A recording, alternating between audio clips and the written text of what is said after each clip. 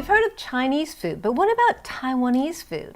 Well, today we're going to learn all about Taiwanese cuisine from the author of Made in Taiwan, Stories and Recipes from this Island Nation. Clarissa Wei, thank you so much for being with us. Thanks for having me. So what about this moment made you want to use a cookbook to talk about Taiwanese identity? I think, and I say this in my cookbook too, the fact that a lot of people here in Taiwan have Chinese ethnicity or they are very familiar with Chinese culture, that's not conflicting with Taiwanese identity. These things aren't mutually exclusive, and our Chineseness is a beautiful and an inherent part of our identity, but it is not the only thing that defines us, or it is not the defining thing. And I think that's kind of where we are with Taiwanese food right now. Most people say Taiwanese food is Chinese food.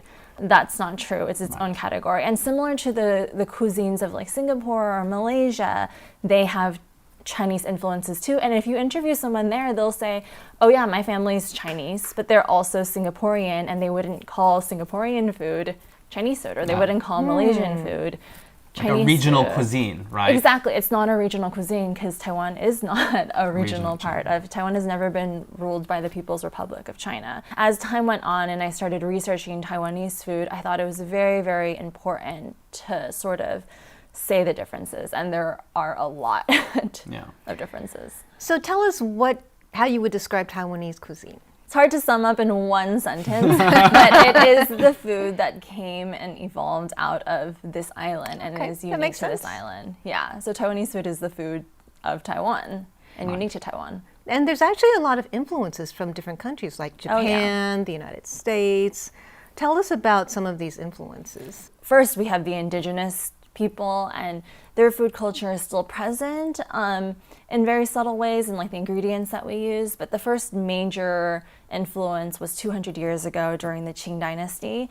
And a lot of people are like, okay, but the first immigrants who came over were from China, therefore Taiwan is Chinese food. But a lot of the first immigrants who came to America from Europe also came 200 years ago. You wouldn't say American food is British food. That's right. It's true. Yeah, so back then they were really poor, a lot of oysters, a lot of use of starch, and a lot of like pickles. So there's like pickled watermelon, which you can still see in like Tainan, a lot of pickled mangoes, and rice was actually quite rare because it was a cash crop, and most people just thickened things with sweet potato starch. That's why we have those oyster like omelet. gun, gun, those, like, exactly. Those thick pottage soups. So that's from that era.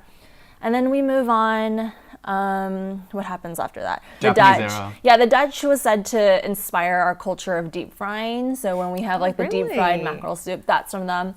And the Japanese era was really interesting. They monopolized all of our core industries. So our sugar, our soy sauce, our rice vinegar, our rice wine, today is still made in the Japanese fashion. Wow.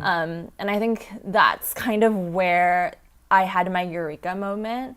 If you Google a lot of Taiwanese recipes in English, they will say, oh, you can use Shaoxing wine. But if you take Taiwanese mijiu, which is Taiwanese rice wine, and take Shaoxing wine and you smell it, they're completely different things. Yeah. Taiwanese rice wine smells and tastes more like cooking sake than Shaoxing wine. Right. Looks like it too. Yeah, same with our soy sauce too. The fact that the building blocks of Taiwanese cuisine is unique to Taiwan and more similar to Japan than China goes to show it is its own separate cuisine. True.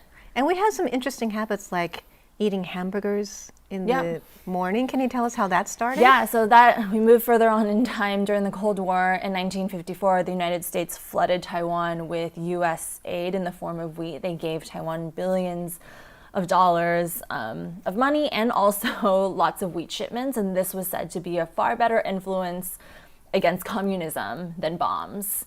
But people here, Taiwan is a subtropical country. Wheat does not grow well here. People here had no idea what to do with it. But they sent people to the States to learn baking school, to learn how to use the wheat. And this was also around the time when the first surge of Chinese refugees came from China during the Civil War. And a lot of them came from the north where they were used to cooking with wheat or making dough-based dishes.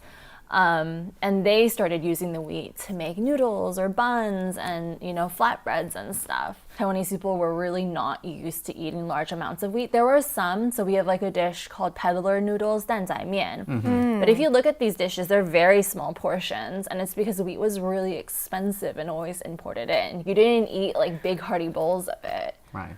Why do we have so many bakeries, and why are there so many flavors? Like how 85 degrees C is so popular in America. It's because there's so many flavors of bread. Yeah, so our bakeries are influenced by the Taiwanese love of Japanese culture. So our bakeries are like Japanese style. And the bakeries came about because of this influx of wheat. We had so much of it. It was so cheap. There were also really problematic marketing campaigns back then linking wheat eating to like a taller frame and like a whiter skin. Like they really wanted people to use it. And so that's kind of when the first bakeries started, and it just kind of took off from there. Is that related to why like northern Chinese style breakfast foods like xiaobing or like buns and stuff became so dominant in breakfast cuisine? Yeah, so that actually became really popular because of the Little League baseball games.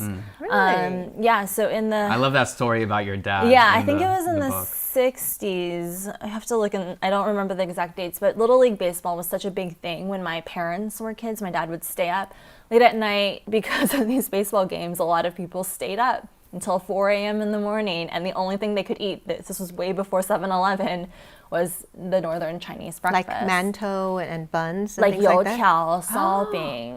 And now it's become so Taiwanese, right? Well, that's what people think of when they Right. think People Taiwanese food think almost. The Chinese refugees who came over, they only made up 15% of the population, but their food and culture dictated the majority. When my parents were young, they watched, Fu Pei, who's like a celebrated cookbook author in Taiwan, and she was seen as making authentic Chinese food for the world, and that, Taiwan was preserving Chinese food because China didn't have it. Meanwhile, the food of the majority of people here in Taiwan was being ignored, and it was all marketing. Same with the beef noodle soup. Ma Ying-jeou at that time, who was the mayor of Taipei, he started the beef noodle soup competition. Really? Oh, the competition. Yeah. He didn't start beef noodle soup. No, he didn't start beef noodle soup. He started the competition, and the dish is very much a product of Chinese refugees as well. And that propelled it to the international stage. So these dishes that were very much post-1950s, made by the Chinese refugees, kind of started to represent Taiwan on the international stage. So what about pork belly rice? This is like another quintessential Taiwanese. How did that come about? I've interviewed vendors, and they're just like, the secret to it is you just want to use the fattiest cut as possible. Like, you don't actually want the meat. Yeah. And it was just, back then, it was the cheapest part of the pig. Like they used the meat for more expensive things, and then they just had the skin and fat left over. And in order to make that palatable, you just braise it down in soy sauce and sugar for a very long time until it's soft, and you dress it over rice. What about boba tea, the one thing that everyone knows about? It's not food. It's not food, but I do want to hear what I'm you sorry, have to, Taiwanese what you people, have to it's say not about food. it. Yeah, so everyone has this story that boba tea was invented in 1980s, either by a shop in Tainan or in Taichung. And like, this has been repeated over and over again, and we get it. But what I found that was interesting is that eating tapioca starch-based balls has been a part of the Taiwanese culinary culture for hundreds of years.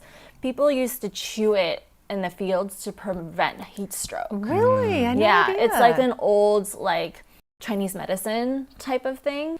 So these starch balls are very particular to Taiwan and very, very Interesting. old, actually. What do you think about the kind of Taiwanese food that has made it over to the United States? Like, why have they been able to make it to the West, the dishes that you see? As we said earlier, I think a lot of the people who moved there, their families had come from the mainland post 1949. So you see a lot of beef noodle soup. You have to think of that wave of immigration, and that's when my parents went over too. This was in the 1970s, 80s, 60s almost. And this was before martial law was lifted in Taiwan. And so these immigrants in America, when they were growing up in Taiwan, they were told that Taiwan was Chinese. So they brought over their dishes, but there wasn't as much of an attempt as there is now to be like, this is Taiwanese food. So you see a lot of like influences from maybe, you know, their grandparents' food from China, and it's not as distinguished. But now you start to see some young people who are moving over to America now trying to teach people the difference. Right, I see some like guabao vendors. Guabao is huge. I mean, Yeah. it's the And that's first very like Taiwanese, right? Taiwanese food, or like food that doesn't come from Chinese migrant Yeah, populations guabao that is has an really old broken one. through, right? Yeah, and it really has to just do with storytelling. Guabao was, you know, Eddie Huang in New York, Yeah. and he's a great storyteller, and he was able to push forward this dish, and it's also just very palatable It is. Yes. to Delicious. the Delicious. American audience. It's like So- comfort food. What about Yeah. stinky tofu? Tell us about that. That's kind of like a famous dish among foreigners because it's so different and very pungent. Actually, I my think favorite, it's delicious. My favorite Taiwanese I love food. it. Yeah. Yeah, I actually have a recipe for that in my book because I find it one of the most misunderstood dishes in Taiwanese cuisine. The tofu itself is not fermented, and I think that's why people get Really? freaked out. All it is tofu soaked in a pickle brine for 3 days, and then it's deep fried. This So is pickle it bad for brine- you? No, it's Because- actually healthy because okay. there's like probiotics. And I guess if you Because deep my fry husband it. says it's bad for me. Really? Yeah, I've never he's like, heard it's that. not healthy. No, so at its core, it's fermented amaranth. That's the smell. So I Yeah. made this brine, and I was like, okay, it's starting to smell like stinky tofu. A lot of vendors now will add things, so they'll add like dried shrimp. Maybe they'll add a little bit of meat, and that's where that misconception comes from, that it's not really clean. But you can achieve that signature smell by just fermenting amaranth. But it takes a long time. It takes like 2 months at least to get that aroma. Wow. And then after you get that, you just dip your tofu in it enough for it to like soak in, and then you deep fry it. So this whole thing that you're just eating moldy tofu is like completely false. It's as hygienic as your average jar of pickles. That's an amazing thing that I hope makes it to the United States soon. Yeah. They definitely need some more of that. So Yeah. is beef noodle, it was created here by mainlanders? Is that what it is? Yeah, so the common misconception that everyone says is that it was invented in a military village where Sichuanese immigrants who had made the doubanjiang, the spicy fermented broad bean paste, they were the ones who invented the dish. People from the north, they were champions of noodles. They could make noodles from scratch. People from the Cantonese-speaking regions, they were really good at making soups. Also in like Shanghai, that hong sao, that red Yeah. glaze flavor, that comes from them. And there were also people from halal eating regions in China who did not eat pork, and so they ate beef. Believe it or not, beef was taboo in Taiwanese society Yes. until, you know, like the 1960s. The oxen was considered a valuable part of the family. And so, yeah, when I was doing this research, what I did was like find out that beef noodle soup is really just a combination of all the Chinese refugees that were here. Wow. That's So it's fascinating. really like a unique Taiwanese dish, Yeah, like a 100%. demonstration of, you know, modern Taiwanese history in one bowl. There are so many dishes like that where if you Google the history, people would be like, oh, it came from China, but that's a very one-sided view of the story. I think you really answered for me this question that I've had for so many years being here, because honestly, my favorite foods in Taiwan are those that come especially from like northern China, you know, like pulled noodles, Yeah. like jjiangmian, you know, like cooked sauce noodles, or even like the knife cut noodles, Yeah. right? And I'm always thinking like, is this Taiwanese food really? Like, or is it just food that was brought here? Like, what is it actually? And I really think that you've described very well why they should be described truly as, you know, as Taiwanese cuisine. Yeah, and it's also not to say,